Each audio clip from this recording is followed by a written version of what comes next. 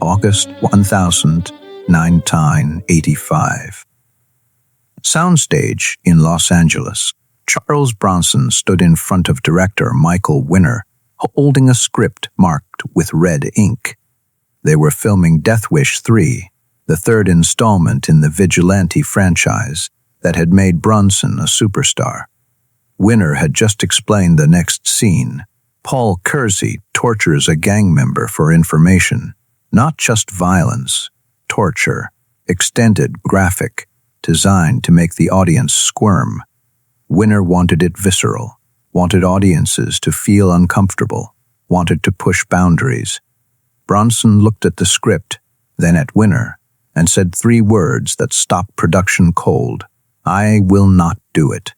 What followed was a confrontation that would define both men's legacies and reveal the invisible line between entertainment violence and something darker. This is the story of the day. Charles Bronson drew a line in the sand and refused to cross it, even when millions of dollars were at stake. The day he proved that being tough meant knowing when to say no. To understand why this scene became a breaking point, you need to understand the evolution of the Death Wish franchise. The first Death Wish in 1974 was controversial but morally complex. Paul Kersey did not enjoy killing. He was traumatized, broken, using violence as a coping mechanism or unbearable grief. The film did not glorify vigilantism so much as explore why desperate people turned to it. Critics hated it, but thoughtful viewers recognized the ambiguity. Charles Bronson played Kersey as a man who would cross a line and could never go back, not as a hero, but as a tragedy. Death Wish 2 in 1982 was darker, more violent. The moral complexity began to fade, replaced by straightforward revenge scenarios. Paul Kersey's daughter was assaulted and killed, and Kersey hunted down every person responsible with methodical brutality. The film made more money than the first, proving audiences wanted harsher justice, clearer villains, more satisfying violence. Charles expressed some concerns about the direction, but ultimately trusted Michael Winner, who had directed the first film and understood the character. By 1985, when Death Wish 3 went into production, the franchise had fully transformed from moral exploration to action spectacle. Winner wanted bigger explosions, higher body counts, more creative kills. The script read less like a thriller and more like a video game. Paul Kersey versus an army of street punks in an urban war zone. Winner believed it is what audiences wanted. And box office data suggested he was right. But there was one scene that went too far, even for a franchise built on vigilante violence. Scene in question appeared in Act 2 of the Death Wish 3 script. Paul Kersey has captured a young gang member, maybe 17 years old. Kersey needs information about the gang's next attack. In Winner's script, Kersey does not just question the kid, he tortures him. The script described in detail how Kersey would use household items, a clothes iron, pliers, a car battery, to inflict pain until the gang member talked. The scene was written to last 4 minutes on screen, 4 minutes of watching Paul Kersey, the protagonist, systematically torture a teenager. When Charles first read the script, he marked the scene in red and wrote in the margin, "This is wrong." But he did not say anything immediately. He wanted to think about it, to understand why Winner had written it this way, to see if there was a way to make it work. Charles had done violent scenes before. He would shot people on screen hundreds of times, but this was different. This was not combat or self-defense. This was torture, and the victim was not an adult criminal threatening Kersey. It was a kid, barely older than a child, who would probably been forced into gang life by circumstance. The day they were scheduled to film the scene, Charles arrived on set early and asked to speak with Winner privately. They went to Winner's trailer, Charles brought his marked-up script. "I cannot do this scene," Charles said, showing Winner the torture sequence. Winner was immediately defensive. "Why not? It is no different from what we have done before. It is completely different. Paul Kersey has never tortured anyone. He is killed in self-defense or revenge, but he has never enjoyed causing pain. This scene makes him enjoy it. He does not enjoy it. He needs information." Michael, the script has him smiling. Right here, line 43. Kersey allows himself a slight smile as the gang member screams. That is not a man doing what is necessary. That is a sadist. Winner argued that the scene was necessary for the plot, that audiences expected escalation, that Death Wish 3 needed to be bigger and harder than the previous films. Charles listened, then said something that made Winner's face turn red. "If we film this scene, we are not making an action movie. We are making torture porn, and I will not be part of that." The words torture porn hit Winner like a slap. This was 1985, years before that term became common in film criticism. But Charles understood what the scene represented: violence as entertainment, suffering as spectacle, cruelty divorced from consequence or meaning. Winner tried a different approach. "Charles, you are overthinking this. It is just a movie. None of it is real. That is exactly the problem. We are asking audiences to enjoy watching a teenager get tortured and telling them it does not matter, because it is not real, but it does matter. Everything we put on screen matters. We are teaching people what is acceptable, what is heroic, what is justified, and this is not." Winner's frustration oiled over. "You did not have a problem shooting rapists in Death Wish 2. You did not have a problem with any of the violence before. Why is this suddenly where you draw the line?" Charles was quiet for a moment. Then he said something that Winner would later repeat to others, though always with anger rather than understanding. "I draw the line where the violence stops being about justice and starts being about power. Paul Kersey kills people who have hurt innocents. That is revenge, and it is morally questionable, but audiences understand the motivation. But torturing a kid for information, that is not justice or revenge. That is just cruelty. And if I play Paul Kersey as someone who enjoys inflicting pain, I become responsible for teaching audiences that torture is acceptable. I will not do that." Winner stood up, ending the conversation. "You are under contract, Charles. You do not get to decide what scenes you film. My contract says I play Paul Kersey. It does not say I have to betray everything that makes him a character people care about, change the scene, or I walk." It was not an idle threat. Charles had walked away from projects before. He would turn down $12 million just 2 years earlier because a script crossed his moral lines. Winner knew Charles meant it, but Winner had his own pride, his own vision. "You walk, and I will sue you for breach of contract. You will never work again." Charles picked up his script and headed for the door. "And I do not work again, but I do not film that scene." He walked out of the trailer. Winner stood alone, furious but also aware he had a problem. Production was scheduled to start in 30 minutes. The crew was ready. The set was built. Everything was prepared except the star had just refused to perform. Winner could replace Charles, but that would mean recasting mid-production, reshooting everything they would already filmed, and explaining to the studio why their franchise star had walked. The financial disaster would be catastrophic. 20 minutes later, Winner called Charles back to his trailer. He would make a decision. "We will change the scene. No torture." Kersey questions the kid. The kid talks out of fear. Kersey lets him go. 2-minute scene, annex. Charles nodded. "That works." Winner was not happy about the compromise. "You just cost this film its most intense sequence. I hope you are satisfied." Charles looked at Winner with an expression that several crew members later described as disappointed. Michael, if your most intense sequence is watching a man torture a teenager, you have forgotten what made Death Wish work in the first place. It worked because Paul Kersey was relatable.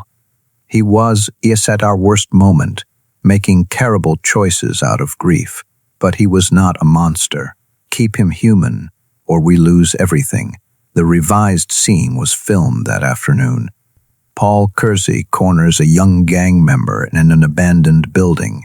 The kid is terrified, expecting to be killed. Kersey questions him about the gang's plans. The kid, shaking with fear, tells him everything. Kersey looks at the kid, sees someone who is barely more than a child, someone who was probably forced into this life, and makes a decision. He lets the kid go with a warning. Get out of this life before it kills you. The kid runs away. It was a 2-minute scene.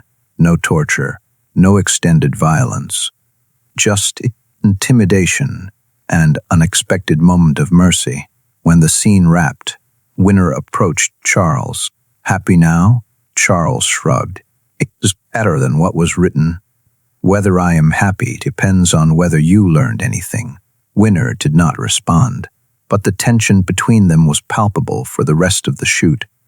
Winner felt Charles had undermined his authority and artistic vision. Charles felt Winner had lost sight of the moral responsibility that came with making violent films. They completed Death Wish 3, but their working relationship never recovered. Death Wish 3 was released in November 1985. Critics savaged it, calling it cartoonish, excessive, morally bankrupt. Roger Ebert wrote, Death Wish 3 abandons all pretense of being about anything except creative ways to kill people. The film made money, but less than Death Wish 2. Audiences were starting to tire of the formula. The franchise would produce 2 more sequels, Death Wish 4 in 1987 and Death Wish 5 in 1994, but each performed worse than the last. By the end, even die-hard fans admitted the series had become exactly what Charles had feared: violence without meaning, spectacle without soul. Michael Winner directed Death Wish 4, but not Death Wish 5. His relationship with Charles remained professional but cold. In interviews years later, Winner would mention the torture scene incident with lingering bitterness. Charles Bronson fancied himself a moral authority on violence, which was rich coming from a man who would built his career on shooting people. But Winner's comment missed Charles's point entirely. Charles never claimed violence in films was wrong. He claimed violence needed context, purpose, moral weight. When violence becomes entertainment, divorced from consequence, it stops being storytelling and becomes something uglier. Charles rarely discussed the incident publicly, but in a 1990 interview, a journalist asked if he would ever refuse to film a scene. Charles thought for a moment, then said, once or twice, when the violence crossed from being part of the story to being the story. There is a difference between showing violence as a consequence of human failing and showing violence because audiences enjoy watching people suffer. The first is drama, the second is pornography. And I will not participate in pornography, no matter how much they pay me. The journalist pressed for details. Which films? Which scenes? Charles shook his head. Does not matter. What matters is that actors have to draw lines. We have to decide what we are willing to put into the world, because everything we do on screen teaches something. It either teaches that violence has weight and consequence, or it teaches that violence is fun and meaningless. I choose to believe it has weight. The torture scene controversy raises questions that remain relevant today. What responsibility do filmmakers have when depicting violence? Where is the line between showing violence and glorifying it? Can entertainment be too violent, too cruel, too desensitizing. There are no easy answers. But Charles Bronson's refusal to film the torture scene suggests one guideline. If violence serves no purpose except to entertain through suffering, it has crossed a line. Consider the difference between the torture scene Winner wanted and the scene they actually filmed. In Winner's version, audiences would watch Paul Kersey inflict pain for 4 minutes. The entertainment value would come from seeing creative cruelty, from watching someone suffer. What does that scene teach? That torture is acceptable if you are the good guy. That inflicting pain is satisfying, that the ends justify any means.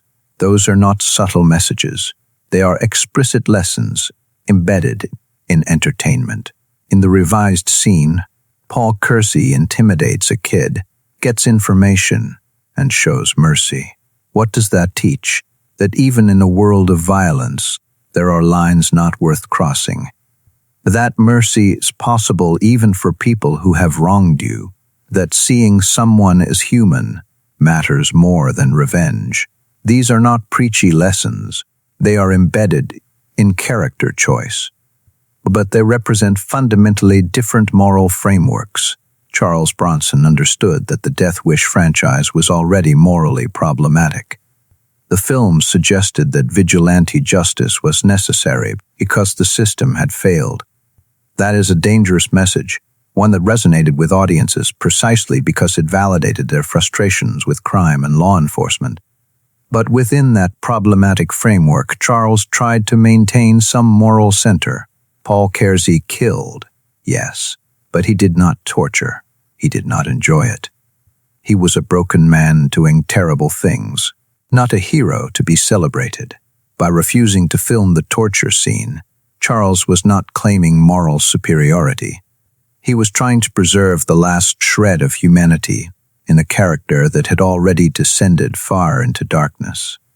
He was saying there are depths to which we should not take our heroes, even anti-heroes, that some acts are so morally corrosive that depicting them crosses from storytelling into exploitation.